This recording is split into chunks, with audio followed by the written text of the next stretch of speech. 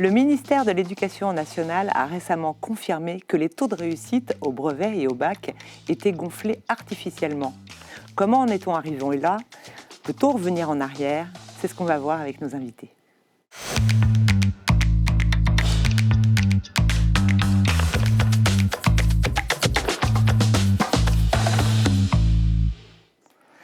Sébastien Vieille, vous êtes secrétaire national du SNALC, bonjour. Bonjour. Claire Guéville, vous êtes secrétaire nationale d'un autre syndicat d'enseignants, le SNES, FSU, bonjour. Bonjour. Gilles Demarquet, vous êtes président de l'association des parents d'élèves de l'enseignement libre, bonjour. Bonjour. Et Jeanne Patureau, journaliste au Figaro étudiant, bonjour Jeanne. Les notes du bac et du brevet sont donc truquées. Est-ce que vous pouvez nous expliquer tout ça? Oui, si je vous dis qu'en 2023, le collège Évariste Galois à Nanterre a obtenu 93% de réussite au brevet, malgré une note moyenne à l'écrit de 7,7 sur 20. Est-ce que vous êtes surpris? Bon, à minima, vous trouvez ça un peu incohérent. Mais figurez-vous que ce n'est pas le seul établissement qui affiche des résultats aussi surprenants, avec des moyennes qui sont en dessous de 10 et d'excellents résultats au brevet. Gabriel Attal lui-même, fraîchement nommé Premier ministre en mars dernier, avait dénoncé ce phénomène. Il avait déploré, je cite, « On sort d'une époque où progressivement on s'est mis à cacher le véritable niveau des élèves au moment des examens ».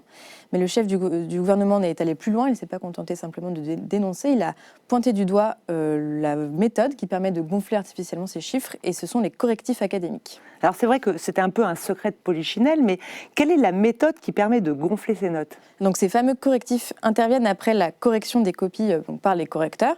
Une fois que la note a été attribuée, ce sont les recteurs d'académie qui peuvent décider finalement de réviser à la hausse les notes de l'ensemble des élèves d'une académie.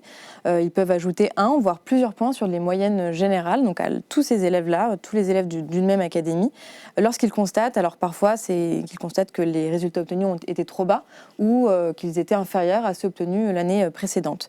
Au Figaro, on a obtenu par les services du Premier ministre, on a obtenu les chiffres, les moyennes qu'ont obtenues les élèves avant l'intervention de ces correctifs académiques, et c'est assez surprenant, notamment à l'Académie de Créteil, le taux de réussite a été gonflé de 6 points de pourcentage en 2023. Donc c'est assez considérable. Et à plus ou moins la même chose pour les académies de Versailles, de Limoges, d'Aix, Lille. Enfin, l'ensemble des académies concernées sont sur le Figaro. Et au Figaro étudiant, on a également contacté le ministère pour savoir si le bac était concerné par ces correctifs. Alors ce qu'on voit à académiques. l'écran, c'est les correctifs pour le brevet. On voilà, voit la ça. différence. Donc à l'Académie de Créteil, on voit que certaines académies sont moins corrigées que d'autres, entre guillemets. Tout à fait. En revanche, les chiffres pour le bac n'ont pas été transmis, mais le ministère a confirmé que ces correctifs intervenaient eux aussi au moment de l'attribution des notes du bac. Alors au brevet, du moins, est-ce que ces correctifs vont être supprimés?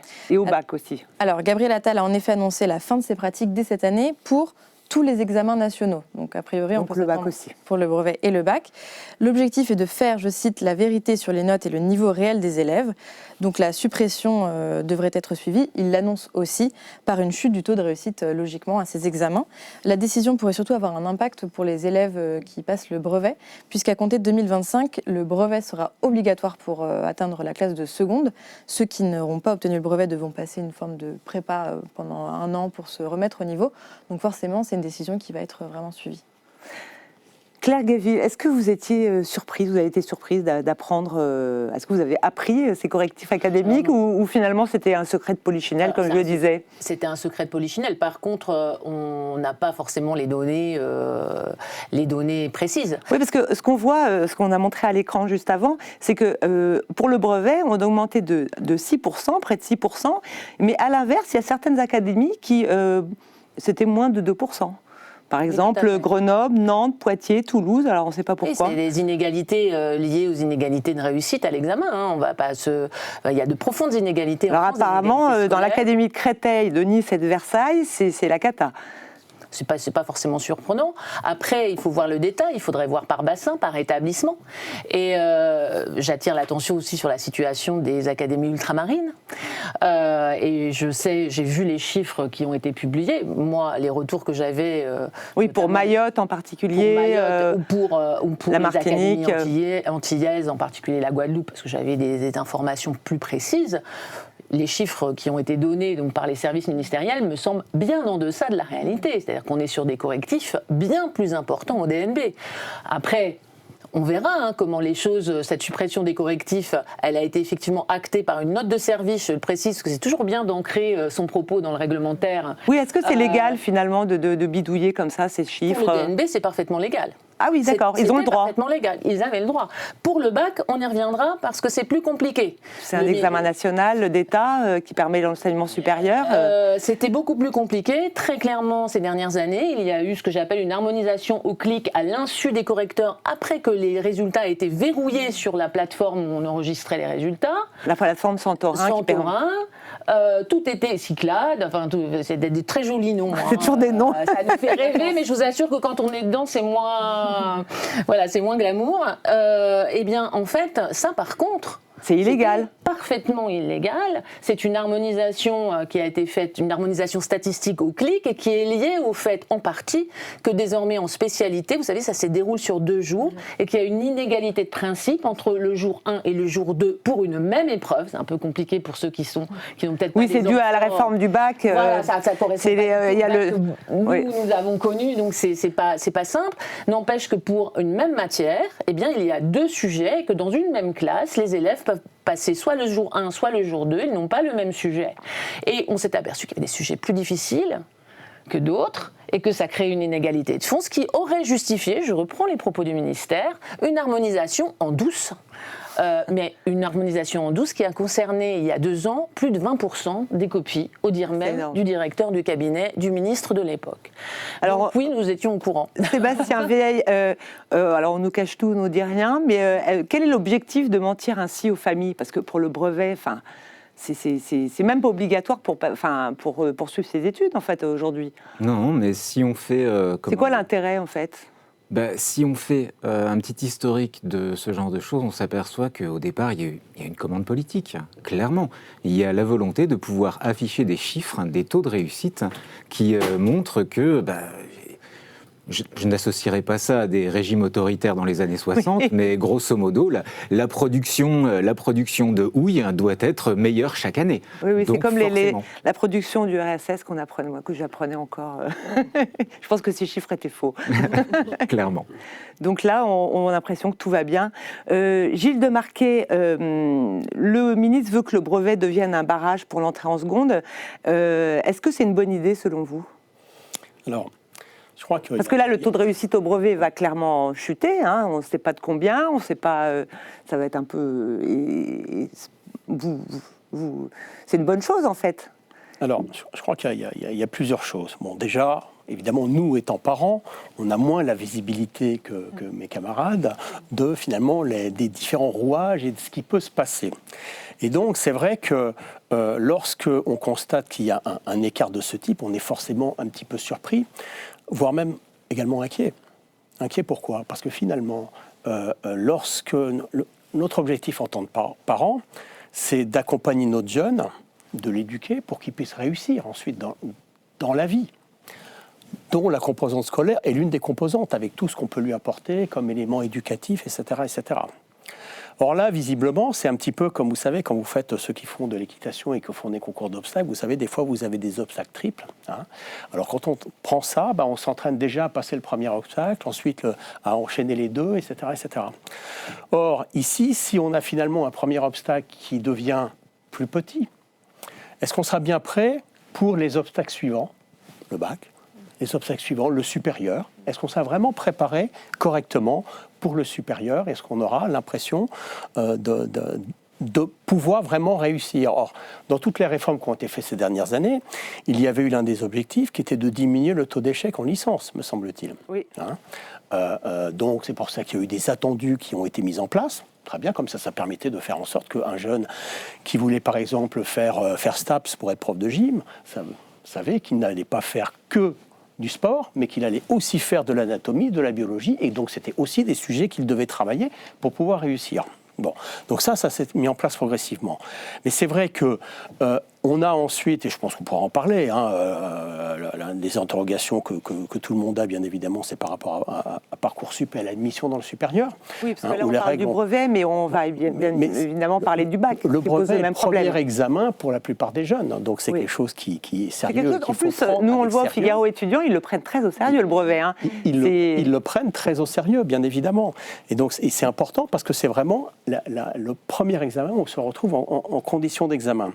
Mais c'est vrai qu'ensuite, comme vous disiez, il va y avoir, si jamais on n'a pas son brevet, on ne va pas pouvoir passer en seconde. Oui, concrètement, maintenant qu'on sait qu'on nous a menti, qu'est-ce qu'on fait? On ne nous ment plus, mais qu'est-ce qui va se passer? La question sur laquelle, et peut-être que vous avez de la visibilité, chose qui n'est pas très claire, c'est-à-dire que, est-ce que ça va concerner tous les passages en seconde, y compris le pro?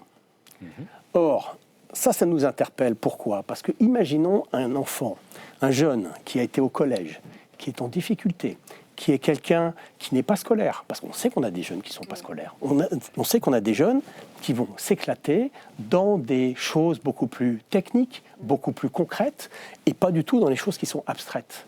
Donc, est-ce qu'on va mettre ce jeune-là dans une prépa seconde dans lequel il va peut-être encore une année de plus se retrouver à galérer en difficulté, en le privant d'aller vers peut-être un parcours professionnel beaucoup plus concret, où il va peut-être s'épanouir.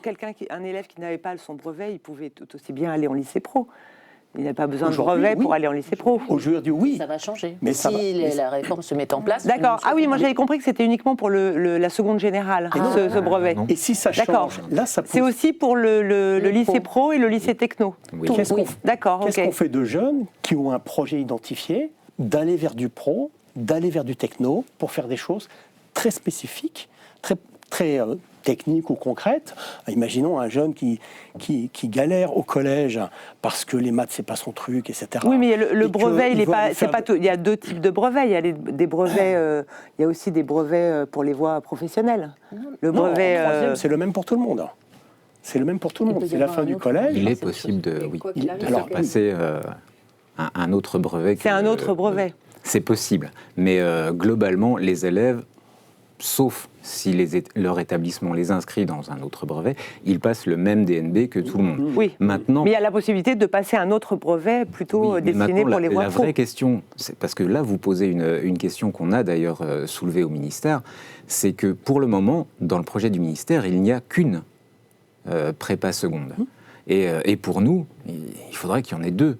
Parce qu'en effet, un élève qui, comme vous le dites, pourrait tout à fait s'éclater en voie pro et sortir d'un cursus très scolaire dans lequel il ne s'épanouit pas, il faut lui permettre, par cette prépa seconde, de l'entrevoir et de voir son champ des possibles dans la voie pro. Parce que bien souvent, l'élève en fin de troisième, il n'a pas vraiment de projet défini. Donc, justement, si la seconde prépa pro sert à ça, je voudrais donner la parole à Jeanne, qui va nous parler d'autres types de diplômes, justement, de la voie professionnelle, qui sont, paraît-il, aussi un peu bidouillés. Oui, en particulier les CAP et les bacs pro, dont on parle peut-être un petit peu moins, qui sont des diplômes donc nationaux et dont les taux de réussite ont eux aussi largement explosé. En 90, par exemple, seuls 65,1% des élèves obtenaient leur CAP, contre 83,9% en 2022, donc il y a une vraie explosion. Et une augmentation un petit peu moins importante pour les bacs pro, dont le taux de réussite est passé de 74% en 90 à 82% en 2022. Donc alors, il y a une augmentation. Est-ce qu'il y a là aussi des correctifs académiques, comme on dit? Alors pas vraiment. Pour ces diplômes, c'est plutôt le processus d'évaluation qui est mis en cause. Depuis plus de 10 ans, les élèves en bac pro et en CAP sont évalués grâce à un contrôle qu'on appelle le contrôle en cours de formation. On appelle ça aussi le CCF. Et avec ce nouveau dispositif, les élèves ne sont plus convoqués dans une grande salle d'examen assez impressionnante où tout le monde planche sur le même sujet qui touche au hasard un élément du programme qu'on a révisé pendant de longues années. L'examen comme on a connu, Jeanne. L'examen comme on a connu. Sauf que désormais, donc, ce sont les professeurs qui doivent préparer eux-mêmes 6 sujets en fonction de ce qui a été vu en classe. Donc nécessairement, chaque élève a obligatoirement lu ce passage-là du programme et l'a travaillé avec son enseignant. Et peut-être plus intéressant encore, donc le professeur prépare ses sujets et il doit ensuite les proposer à différents moments de l'année, au moment où il estime que ses élèves sont prêts, c'est-à-dire qu'ils ont le plus de chances de réussir. D'accord. Est-ce qu'il est beaucoup plus facile d'obtenir son diplôme, on imagine? L'épreuve, en effet, semble clairement adaptée, voire orientée pour permettre la réussite des élèves.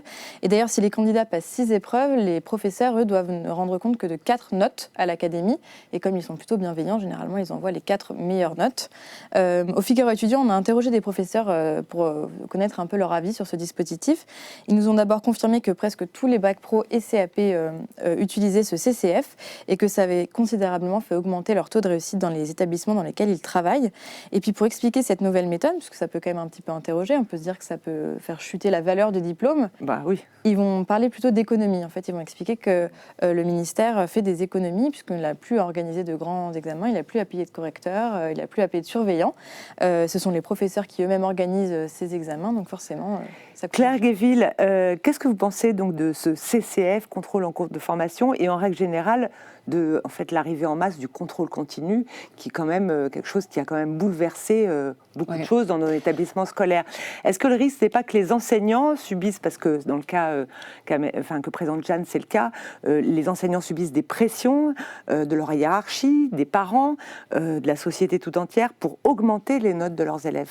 Alors il y a plusieurs facteurs. Alors vous avez tout à fait raison de dire que le contrôle continu se généralise. Et d'ailleurs, la dernière réforme du baccalauréat général et technologique s'est soldée par une entrée en force du contrôle continu, ce que nous, par ailleurs, nous contestons fortement. Nous demandons un baccalauréat avec des épreuves nationales, terminales et anonymes, seul à même, j'allais dire, de donner, parce que le ministre, je vais reprendre l'expression du ministre, la vérité des prix, comme il dit, voilà.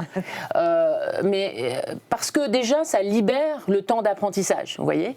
Parce que, en fait, effectivement, l'idée que les examens, c'est trop lourd à organiser, ça coûte trop cher, ça prend trop de temps. Alors, peut-être... La réforme du bac, c'était ça, quand même, l'objectif. On parlait de 60 millions d'euros, enfin que ça coûtait 60 000. Ah oui, c'était ça. C'était le choc de simplification. Moi, je me souviens de Blanquer. Regardez à quoi ressemble le bac général et technologique aujourd'hui. Moi, je mets au défi n'importe quelle famille de comprendre comment son enfant va être évalué le travail de son enfant va être évalué pour cet examen national. Une partie examen, une partie contrôle continu. C'est extrêmement complexe. Et en fait, c'est une manière pour le ministère et l'État de se défausser sur les enseignants qui finalement, moi j'aimerais bien qu'on calcule le temps, combien ça coûte finalement tout ce temps consacré à concevoir des évaluations spécifiques pour l'examen, combien ça coûte en heures de cours supprimées. Combien ça coûte? En fait, ça, on n'a jamais une évaluation. Je pense que c'est extrêmement important de voir comment le contrôle continu est une manière finalement de plomber, je dis ça comme ça.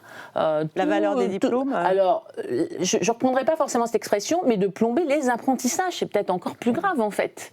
C'est-à-dire que quand on se consacre on consacre notre temps uniquement à évaluer pour, en plus, des évaluations qui sont complètement, vous l'avez souligné, ensuite, dont les résultats sont complètement modifiés par l'institution elle-même. Il faudrait voir comment, parce qu'on a parlé des correctifs académiques, mais parlons de la façon dont les notes de contrôle continu sont modifiées en jury. Donc c'est les commissions d'entente, c'est ça, où le jury se retrouve pour harmoniser les notes. C'est des sortes de commissions d'harmonisation qui sont en amont du jury ou juste avant, qui vont modifier statistiquement, qui vont opérer des péréquations. Moi, j'aime pas le terme harmonisation. Je pense qu'il faut faire attention, parce que l'entente et l'harmonisation, quand on a une épreuve nationale, c'est normal. C'est toujours des mots un peu compliqués pour dire relever les notes, quoi. Alors, oui et non, parce que si vraiment on est dans l'esprit des textes, vraiment, harmoniser, s'entendre pour que les correcteurs puissent mettre en place les barèmes nationaux de façon la plus équitable possible, c'est important.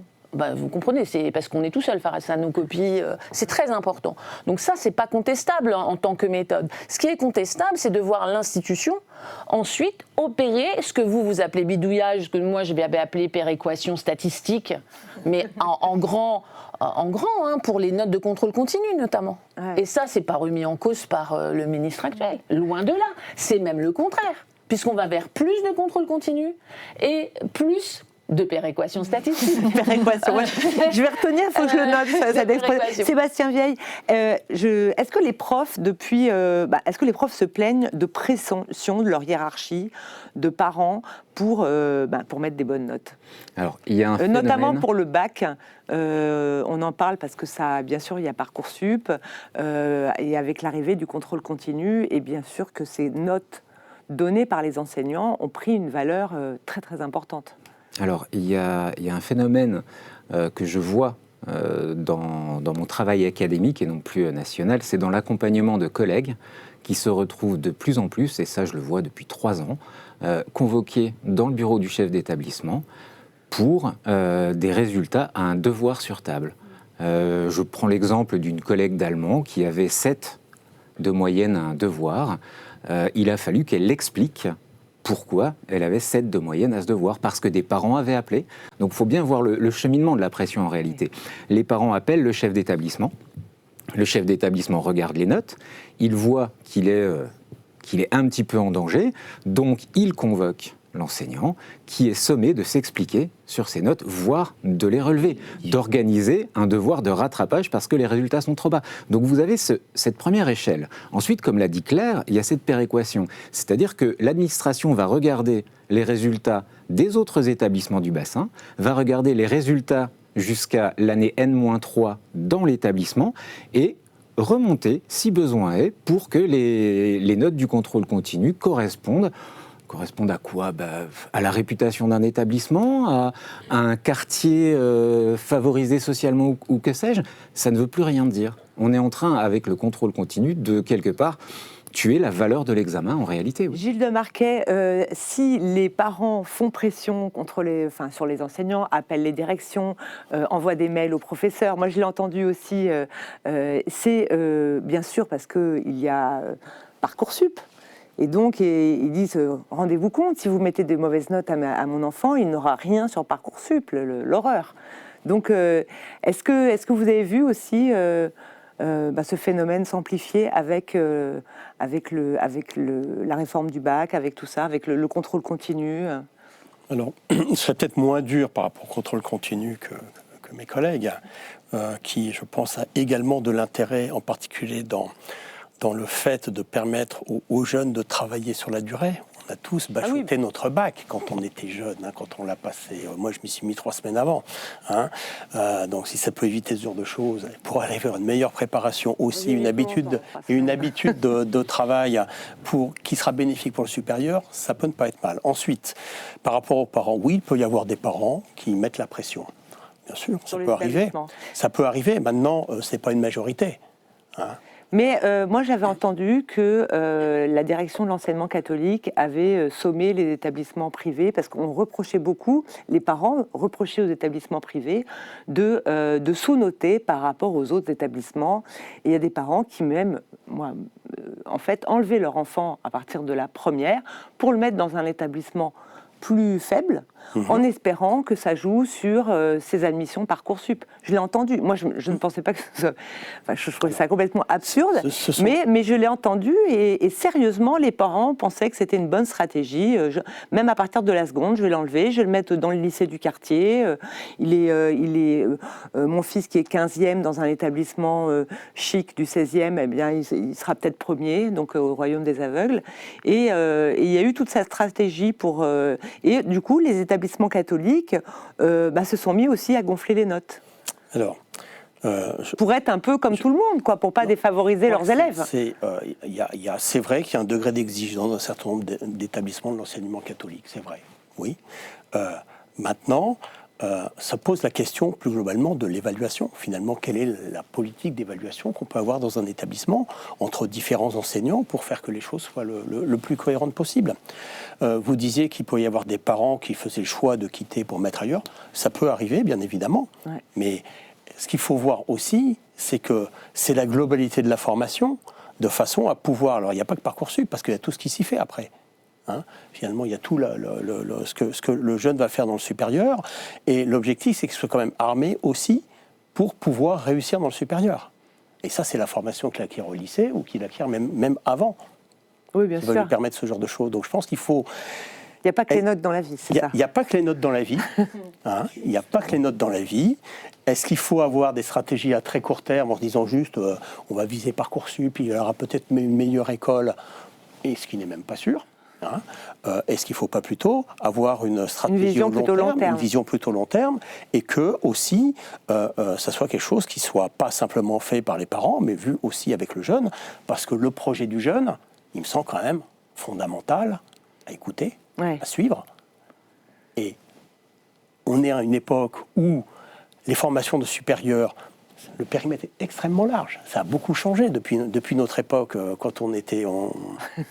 nos enfants ont le même âge avec Sophie. Donc, on sait bien que quand on passait notre bac, si on voulait faire une école d'ingénieur, il fallait faire une prépa. Maintenant, c'est plus le cas. Bon, il y a plein de possibilités pour arriver. Ça devient très confus pour les parents. Et donc, très angoissant aussi. Hein. Mais donc, ça devient compliqué. Et nous, notre rôle, c'est d'expliquer justement aux parents tous ces éléments-là, que ça a changé et qu'il y a différentes possibilités pour arriver à telle typologie de diplôme. Pour terminer, Claire Gaville, est-ce qu'on peut revenir en arrière ? Oui, bien sûr.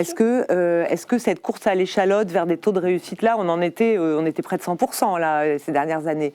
Est-ce qu'on peut revenir à des taux comme il y a 10-15 ans? Est-ce qu'on peut revenir en arrière? Alors, je ne sais pas si l'objectif c'est d'abaisser les taux de réussite, mais le problème, c'est pas ça. Rapidement, c'est que l'examen, c'est que l'examen, en fait, il correspond aux apprentissages et qu'on se fixe des objectifs en termes d'apprentissage et d'objectifs pédagogiques. Enfin, c'est ça qui importe, pour que l'élève soit bien préparé pour l'accès à l'enseignement supérieur. Moi, je dis qu'en l'état actuel des choses, toute l'organisation telle qu'elle est conçue, y compris avec les projets de sélection à l'entrée au lycée, y compris avec la sélection dans l'enseignement supérieur, ça ne permet pas aux jeunes d'être bien préparés pour la poursuite d'études, tout simplement parce que la pression est beaucoup trop grande et la compétition plombe absolument tout.